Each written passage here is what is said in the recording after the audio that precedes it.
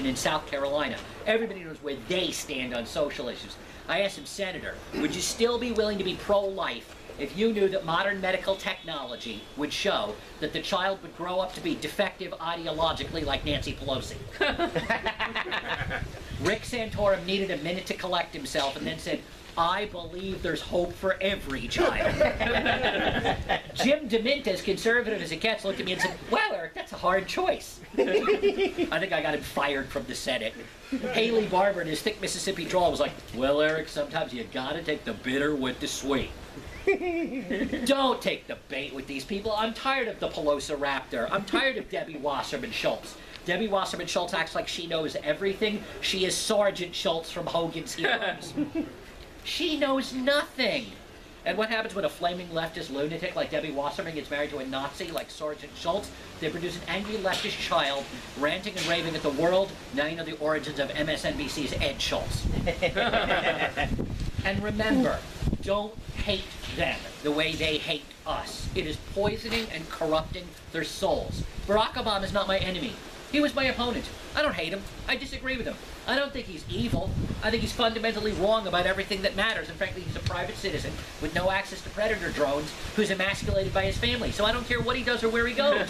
So people will say, yeah, but, you know, I'm like, no. I even prayed for Obama. I prayed for the president when, and the media didn't report this, but I prayed for the president when he had to be rushed to the hospital to have a cancerous tumor removed from his colon.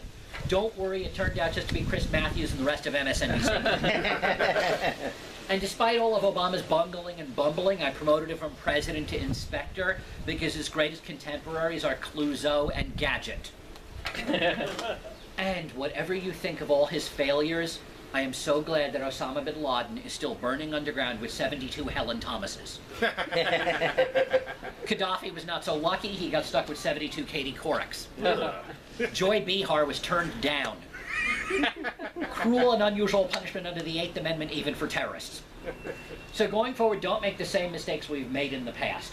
And I will say this, everything in life comes down to family, so a couple quick family notes. My grandfather gave me the best advice in the world, the secret to a happy marriage. My grandparents were married 67 years. And my grandfather told me, secret to a happy marriage, he said, when we got married, we agreed that I, as the man of the house, would make all the major decisions. Your grandmother is the woman, she'd handle the minor decisions. I said, well, Grandpa, that's great, but how did that help you have a happy marriage? He said, Eric, we've been so blessed by God that in 67 years we've never had to make a major decision. My father, I'm the son of a Holocaust survivor. When you are the son of a Holocaust survivor, you will not get an ounce of sympathy growing up for anything as long as you live.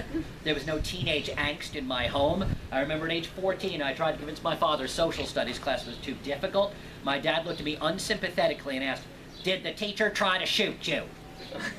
I said, no. He said, get upstairs. Books, learn, personal responsibility. My parents are in South Florida. They had the butterfly ballot designed by the left, meant for the left, meant to elect conservatives. And my dad looked at me in 2000 and said, son, if your mother and I ever get to the point where we can't figure out a ballot or we're too feeble to push the thing all the way through, son, at that moment, we will have become liberals. Euthanize us. The house is yours. My parents are still complaining in South Florida. My dad's like, we've got to secure the border. I said, Dad, what have the Cubans ever done to you? They vote Republican. What's the problem? What do you have against Marco Rubio and Ted Cruz? My dad said, son, I'm talking about the northern Florida border. The New York liberals keep coming. He wants us to get our best sharpshooters at the Citadel in South Carolina, keep them from reaching Georgia.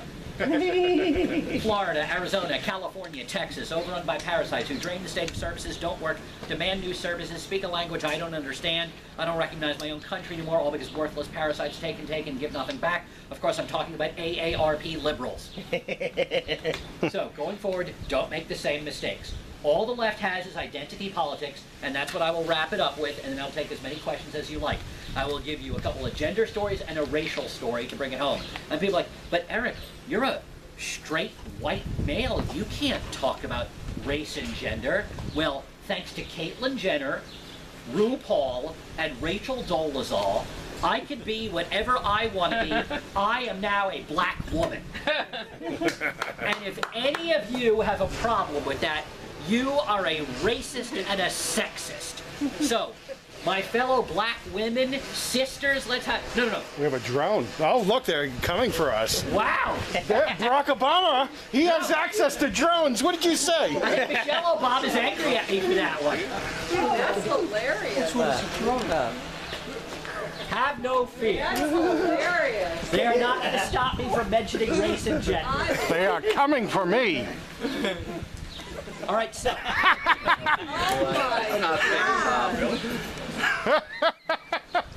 They knew about this meeting. Oh, wow. The truth is out there. All right, so since you are. I'm over to Liberal Park Slope right now. Yes. Since you are all my fellow black women, okay, no, we need some Sisterhood. diversity. Cartrell, you're going to be a white woman.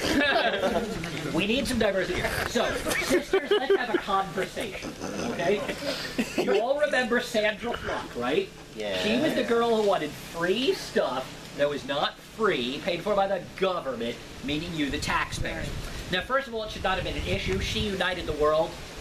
Gay men, straight men, lesbian, straight women, nobody wanted to go out with her. She's heinous. But somehow she found a blind metrosexual beta male and roped him to the altar.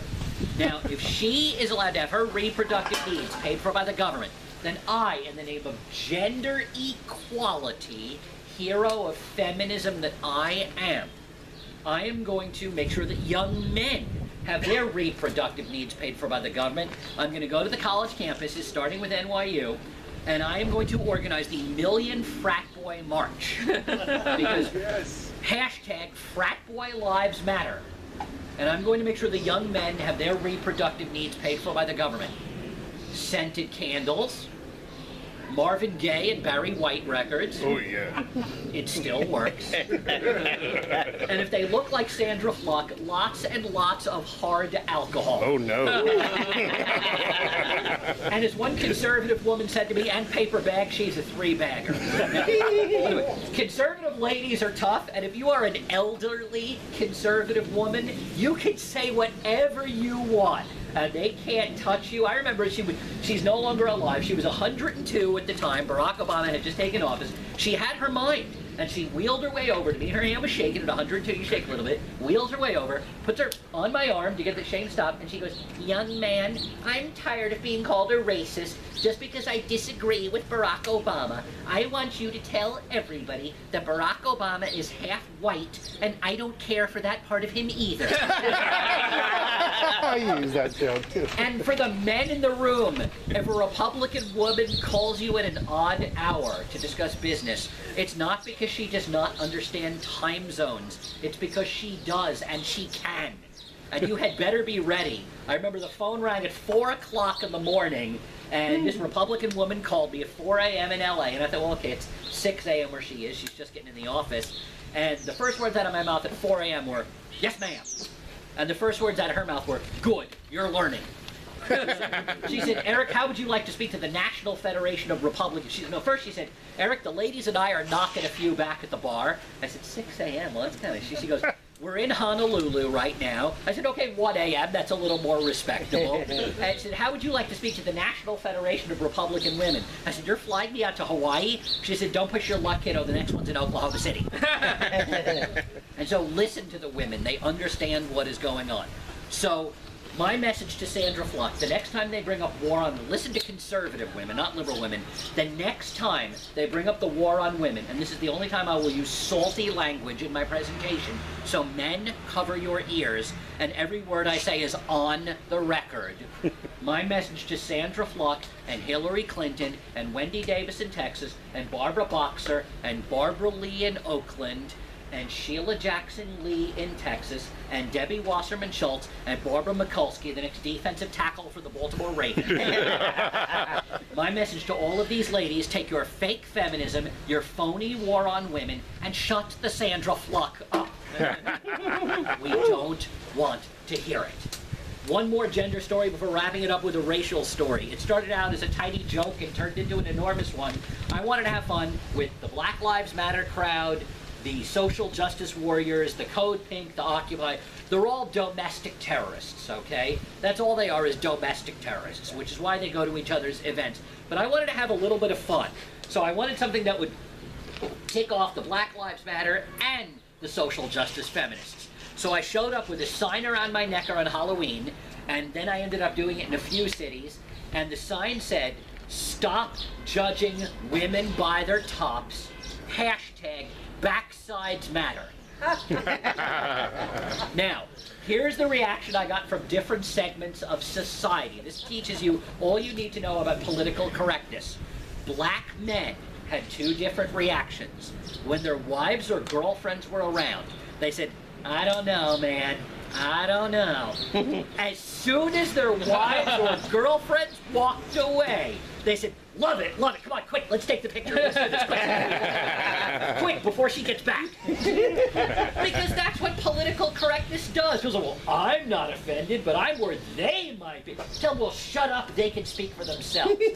Here's how black women reacted, and I have a large enough sample size in several different cities across America. Black women came up, read my sign, backsides matter. Yes, they do. And they started dancing for me and shaking it and taking rather provocative pictures. And they didn't wait for their boyfriends to leave. They did it right in front of their boyfriends. Some of them even said, "Okay, your turn. Turn around." I said, "What?" They're like, "Come on, shake it." I said, "Nobody wants to see this." They said, "Don't be a sexist. You said backsides matter. Come on." and I shook my rump for them. By the way, not to brag, but I earned $2. By two different women, I might add. I was $8 away from being Deuce Bigelow. But, you know, and everybody had a ball, so who could possibly complain when everyone's having fun? Young, rich, white liberals. They came up, angry that they were, and she said to me, she goes, "I'm offended that you're misappropriating black culture." And I said, "Well, I'm offended that you're misappropriating female culture." And that made her even angrier. And she said, "You're being heterosexist and heteronormative." I said, "Yeah, well, you're being heteroreductive." She said, "I am not." I said, "You're a rabid, flaming heteroreductive." By the way, it's not a thing. I made it up. And she goes, "You don't understand black people. I understand black people." 5 feet away are two black men going, "Maybe we're not black anymore. I thought we were black. Are you sure?" You know, and one was like, "Maybe it's wrong to judge a man's race by the color of his skin. I don't know what it is." And she's like, "I understand what it's like to be black." And these two black men are like, "Maybe she does. I don't know. I don't know what the rules anymore." He goes, "Do we get any benefit from being white after all these years? Are we owed any reparations? I don't know what the rules are. Do we have to eat clam chowder? I don't know. What do we do?" New England or Manhattan? You know, and she storms off in a rage, and the two black men come up to me, and I said, "Maybe she's just angry and bitter because she leads an unhappy life." And one of the black men looks at me and says, "No, she's angry and jealous because she doesn't have an ass." And so in those guys' honor, it had to be done. Everything is capitalism in America. I have them in black and in white, large and extra large. Backsides matter. And the left cannot attack these t-shirts because they are multicultural. I've got the black slang, a badonkadunk. I've got the Jewish slang, a tuhis. And I've got the Hispanic slang, a colito. And my biggest customers are black women. So so since you're all black women, I expect you to buy them. So that's also with my Hillary for Prison t-shirts. So I gave you some gender stories. I'll wrap it up with a racial story involving a good friend, Herman Cain. He was the keynote. I was introducing him at a dinner in 2012 in Minnesota. I said, "Herman, you're a good man, but America's not ready for you yet." He said, "What do you mean?" And he mentioned people like Ward Connerly of the American Civil Rights Institute, Armstrong Williams, the radio host, Michael Steele, the RNC chair, the great Tim Scott in South Carolina, the great Elbert Guillory in Louisiana. I said, all of them disqualified. Herman looked at me and said, "Eric, what do you have against black conservatives?" I said, "Black conservatives, Herman, what's with the identity politics?" I was talking about the follically challenged. I said, "Herman, come on, you didn't have a chance against Romney. He looked like he was born out of the womb wearing a red and blue diagonal necktie talking about debits and credits. I thought Mitt Romney was my CPA. I handed him my taxes. He got me a refund." I said, "Herman, come on." I said, "Look at 2008. Republicans had Rudy Giuliani, John McCain, and rest his soul, Fred Thompson. Law and Order's Arthur Branch. And as I rest his soul, because had Fred Thompson lived, he would have brought peace to the Middle East. Once the Palestinians rebuilt their homes, they all would have been eligible for reverse mortgages." And a quick note, by the way, just one tangent. As a Jewish guy, I drove all the way from Providence, Rhode Island to get here today. Let me tell you, as a Jewish guy who drives all across America, never ever rely on a Palestinian GPS tracker. I took one wrong turn, ended up at a cemetery, and a very scary voice said, "You have reached your final destination." I got so angry, I threw the thing out the window, which was good because 5 seconds later it exploded. Oh. Republicans said Rudy Giuliani, John McCain, Fred Thompson. Democrats said Christopher Dodd, Barack Obama, John Edwards. No substance, destructive policies, really good hair. I said, Herman, I'm sorry, you didn't have a chance against Romney. America's not ready for you, Herman. The cane train needs Rogaine. Herman looked at me and said two things I'll always remember. First thing he said is, Eric, I've talked to Tim Scott in South Carolina, and if we get defense secretary or vice president, we will have access to Predator drones and we'll know where to find you. And on the subject of drones, when Barack Obama announced he was sending a drone to the Middle East, John Kerry stood up and said, finally, a job I'm qualified for. And I even got Ron Paul to compromise on drones. Not an easy thing to do with the libertarians, but I got Ron and Rand Paul and their supporters to compromise. It should be perfectly acceptable to use drones on American citizens on American soil if the target is the Academy Awards or the White House Correspondents' Dinner. Which brings me to the second and last thing Herman Cain taught me, something politicians should understand, comedians should understand, and Barack Obama and liberals, as long as they live, will never ever understand. It's always better to have people ask, why are you finished speaking, than when are you finished speaking? So I will leave you with a Hebrew word, and then take as many questions as you like about policy, politics, strategy.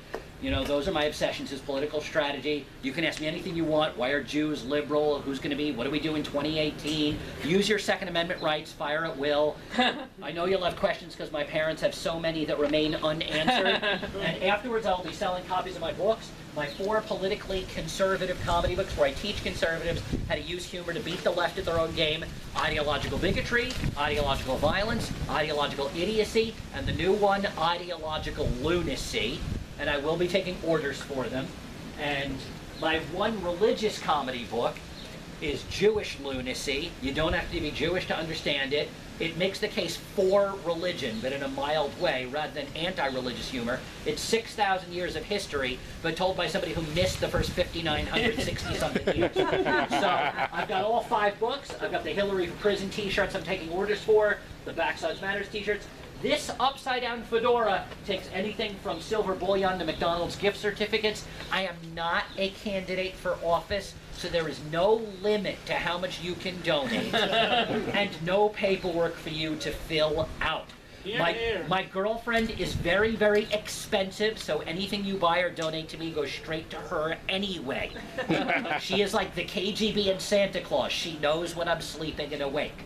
So, the Hebrew word I leave with is hineni. It means here I am. Never give up, never give in, always fight for what you believe in, never back down from a fight. Don't bring a knife to a gunfight, bring a bazooka or a Predator drone if you have access to one. And if you do, AG Sessions has paperwork for you to fill out. We are right, the left is wrong, we will win, they will lose, we will laugh, and we will make them cry in 2017, 2018, 2020, and beyond, and have fun doing it. Live, love, laugh, win. Hineni, here I am, conservative, Tea Party, proud of it always. Thank you so very much. God bless. Now, my parents are always worried I'll get a swelled head from applause, but as one of my friends said during the Super Bowl, they said, we knew you when you weren't that special, and that was 2 days ago. Cartwheel started off, and then Alan. Eipo Habeshimush. You know what? I actually, believe it or not, this is true.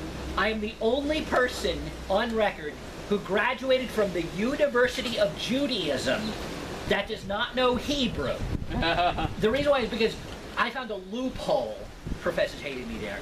It said the rule was not you had to take a year of Hebrew. The rule was you had to take a year of foreign language, and the only language they offered was Hebrew. And so I argued that that was bigoted against other cultures, and an argument I totally didn't believe.